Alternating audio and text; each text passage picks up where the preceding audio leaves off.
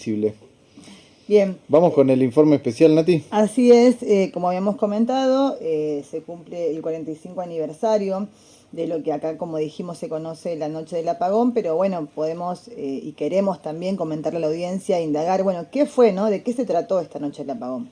Sí, hay que tener en cuenta que entre el 20 y el 27 de julio del año 1976, a pocos meses de realizado el golpe de Estado, recordemos del 24 de marzo, en las localidades de Libertador General San Martín y Calilegua, centralmente, se realizaron más de 400 detenciones de trabajadores, amas de casa y estudiantes, con un gigantesco operativo en la que participaba el ejército y la gendarmería. ¿Y por qué? Hace rato también lo comentábamos, pero lo volvemos a explicar mejor. ¿Por qué se denomina, no, la noche del apagón? Bueno, porque justamente la metodología de detención incluían apagones en las ciudades, o sea, apagones eléctricos, del suministro eléctrico, que les permitían a las fuerzas represivas realizar los allanamientos y detenciones en medio de la oscuridad de la noche y al mismo tiempo generar, bueno, terror en la población.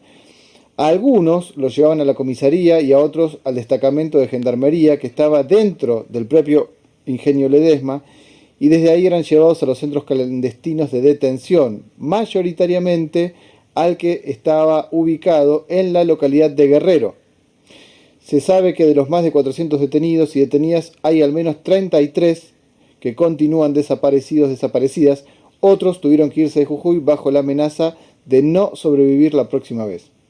Hay una cosa, Gastón, te quería preguntar el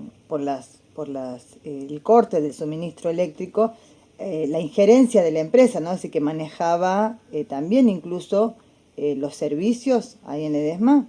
Bueno, en muchos casos los ingenios tienen capacidad de generación propia de energía, tienen usinas y bueno, ellos en última instancia en los que proveían de energía al pueblo era mucho más fácil, sí, cortarlo, ¿no?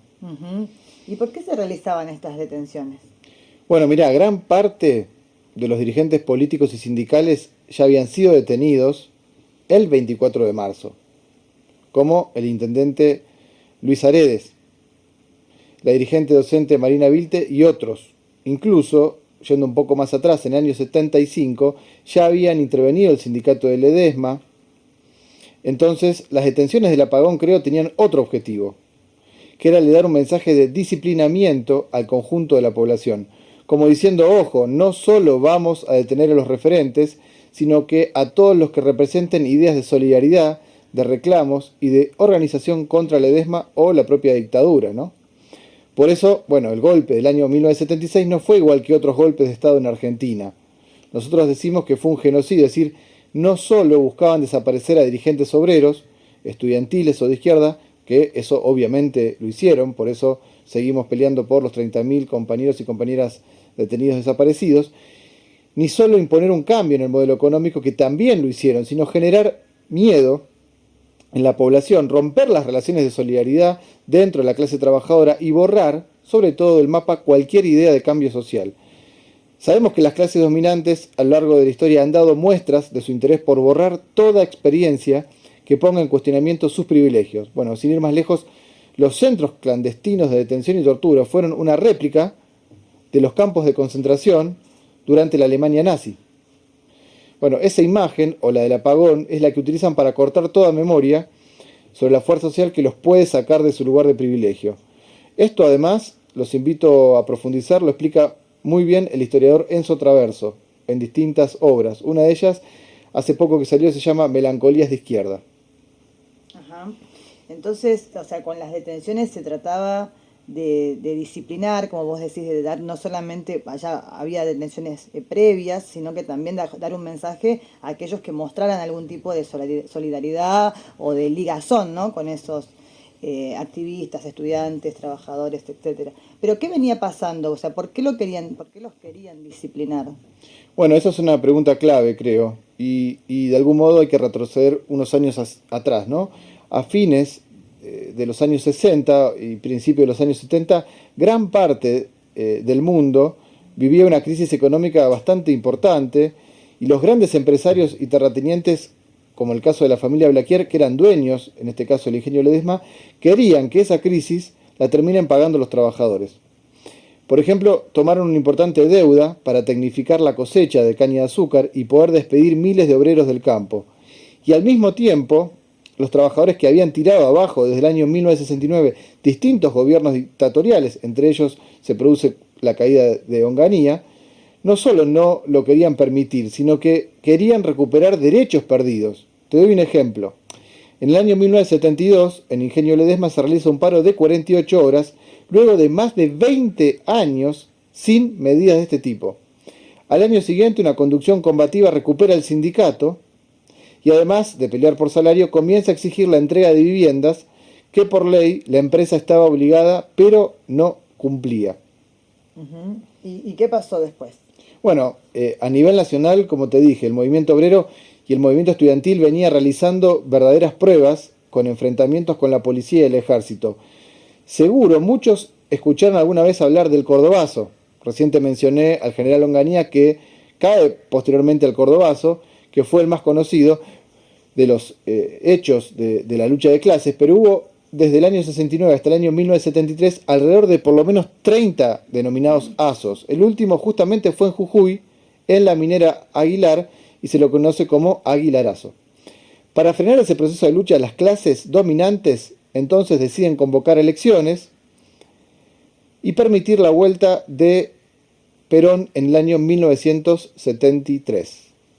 Ajá, o sea, y con ese objetivo de traer a Perón para calmar las aguas, por decirlo de alguna manera, ¿se logró frenar eso? No, en realidad lo primero que busca imponer Perón es el pacto social, ¿no? En donde se supone que iban a haber aumentos salariales, pero, perdón, no iba a haber ni aumentos salariales ni de precios. No sé si les suena eso, pero por supuesto que los salarios no aumentan, pero los precios sí, y por eso las protestas de los trabajadores aumentaron cada vez más. Mientras tanto, crecía esta protesta social, Perón decide avanzar con una política represiva. Por un lado, forma una fuerza parapolicial represiva llamada Triple A, que se dedicaba a asesinar puntualmente a dirigentes obreros, pero también estudiantes, dirigentes barriales y políticos. Y, por otro lado, realiza una purga interna del Partido Justicialista de los gobernadores o intendentes cercanos a la izquierda peronista. Bueno, luego de la agrupación Montoneros, luego que la agrupación Montoneros decidiera asesinar al dirigente sindical Rucci, secretario general de la CGT y la mano derecha en ese plano sindical de Perón. Recordemos que el 1 de julio del año 74 muere Perón y lo sucede su esposa Isabel Martínez, que va a profundizar esta represión. ¿Y qué relación tiene con Jujuy todo esto que nos comentas, Gastón? Bueno, en realidad tiene una total relación porque en ese momento, en Libertador General San Martín, el intendente, que era el doctor del pueblo, Luis Aredes, que si bien había sido puesto por el gobernador Snopek en el año 73, era cercano al nuevo sindicato de Ledesma y había sacado una ordenanza que obligaba al Ingenio Ledesma a pagar impuestos municipales. Como parte de estas intervenciones que impulsó Isabel Martínez de Perón, en Jujuy, Snopek intervino en la intendencia del Libertador y saca al intendente Aredes.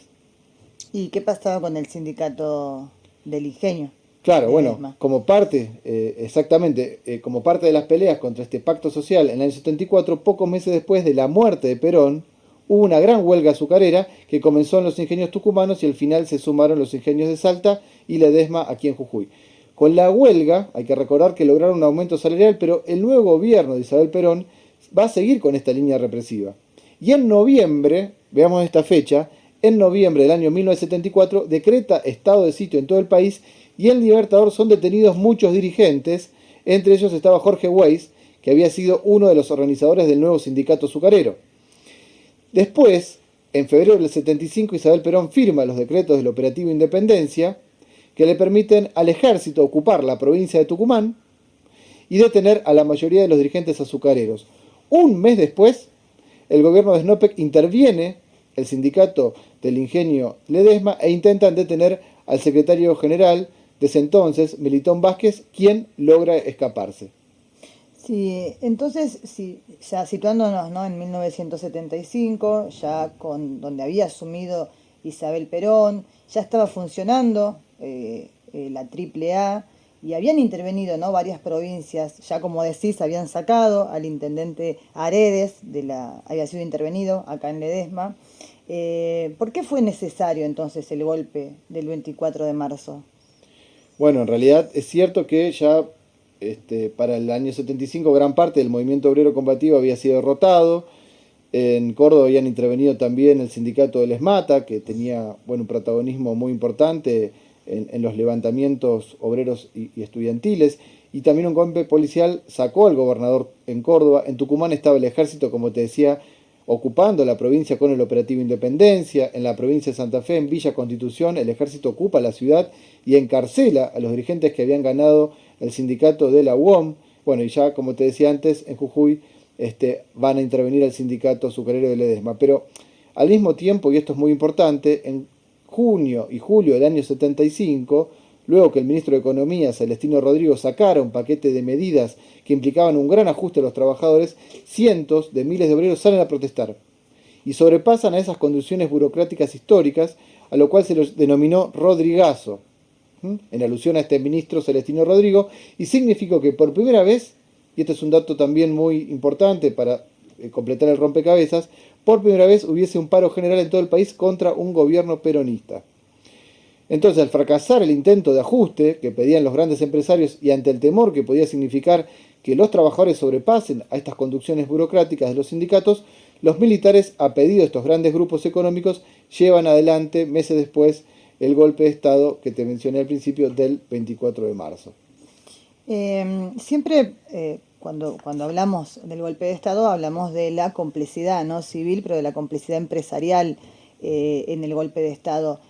Para comentar mejor, acá, sobre todo en Jujuy, ¿qué tiene que ver, no? O sea, ¿qué hizo Blaquier? ¿Qué función, qué rol cumplió Blaquier en la noche del apagón y en el golpe de Estado en general, no? Bueno, acá hay que considerar que la familia Blaquier no solo se benefició de las medidas económicas instrumentadas por la dictadura militar a partir del año 76, sino que fue una activa colaboradora de la dictadura. Las detenciones eran realizadas en vehículos que el ingenio había prestado a las fuerzas represivas, algo que corroboró la justicia que lleva adelante un eterno juicio por la lesa humanidad. ¿Se acuerdan? La semana pasada hablamos con un ex fiscal de la causa que tiene a Blaquier como acusado, y donde en esa causa se corroboró, y nos contaba Pablo Pelazo, el ex fiscal, que se corrobora que la empresa presta sus vehículos para las detenciones de personas. Pero también estas detenciones fueron dentro de los terrenos de la empresa. Y Blaquier permite que ahí mismo se instale años antes un destacamento de gendarmería donde también va a funcionar un centro clandestino de detención. Bueno, la dictadura incluso llegó a borrar hasta la ordenanza por la que el intendente Aredes había cobrado impuestos municipales al ingenio. Esto lo pudieron corroborar nuestros compañeros concejales en Libertador General San Martín, Miguel López y Luis Guerra. Bueno, además te acordás que al principio te conté, Nati, que Blaquier se había endeudado para tecnificar el ingenio. Bueno, la deuda que tomó para tecnificarse, al final la dictadura se la estatizó, o sea, pasó esa deuda privada a que la pague el Estado y es parte incluso de la deuda externa que aún seguimos pagando todos.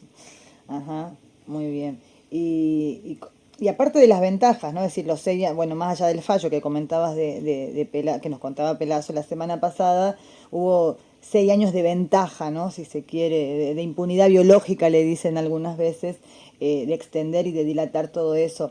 Se puede decir que los Blaquier, contando también lo que decís, ¿no? De que como esa deuda que había utilizado para tecnificar el ingenio, para desarrollarlo más, luego esa deuda se estatizó. ¿Ganaron los Blaquier?